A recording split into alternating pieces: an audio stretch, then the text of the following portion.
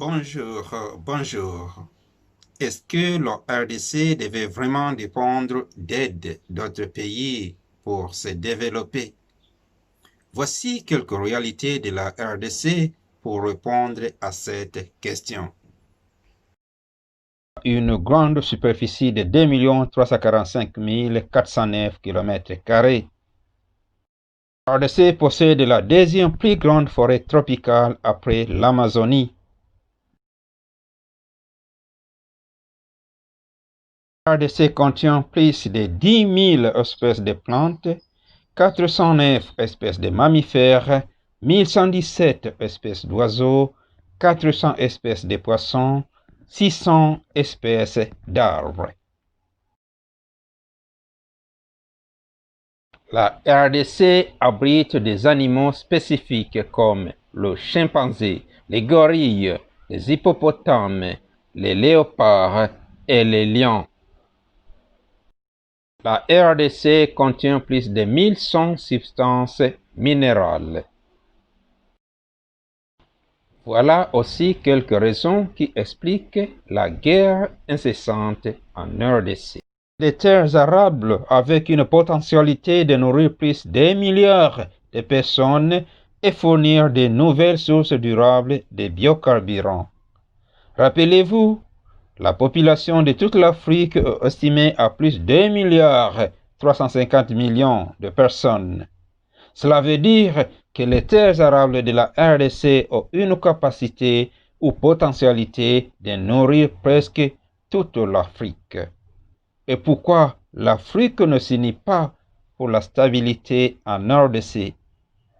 Je n'hésiterai pas de dire que le développement de la RDC contribuera au développement de toute l'Afrique. Mais alors, d'où vont toutes les richesses de la RDC? Pourquoi le peuple ignore les contrats signés par les pays étrangers ou organisations internationales? Pourquoi le peuple demeure si pauvre alors que la réalité de la RDC est riche? Faut-il que les pays étrangers continuent à utiliser l'aide comme moyen de développement pour coopérer avec la RDC? Le livre de l'économiste zambienne Dambi Samoyo intitulé DER, qui veut dire aide morte peut nous aider à répondre. Nous disons que l'aide faite à travers les ONG ou l'eau de charité est en quelque sorte bonne. C'est que nous ne parlons pas de cette aide.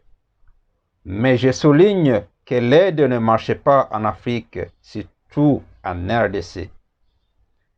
Les dirigeants de la RDC doivent encore montrer qu'ils ont un compte à rendre à leur population.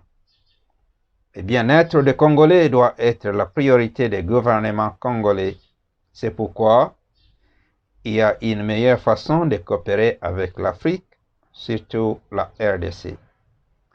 L'aide telle que donnée aux pays africains présentement est une aide morte.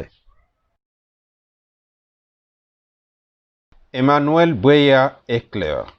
La stabilité est l'une des priorités en Afrique, surtout en RDC. Et j'ajoute, ceux qui se disent amis de la RDC, mais qui contribuent à la déstabilisation de la RDC, ne font qu'ajouter les distractions. Ainsi, le gouvernement de la RDC doit prendre ses responsabilités.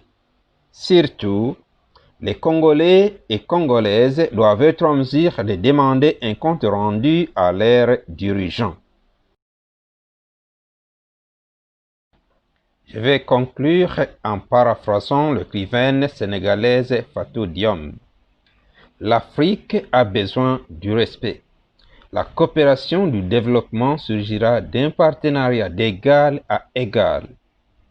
Le vrai développement ne peut pas surgir d'une relation entre donneur et receveur. Et j'ajoute avec insistance, La RDC doit être respectée non seulement par les étrangers, mais aussi par ses dirigeants et ses élites.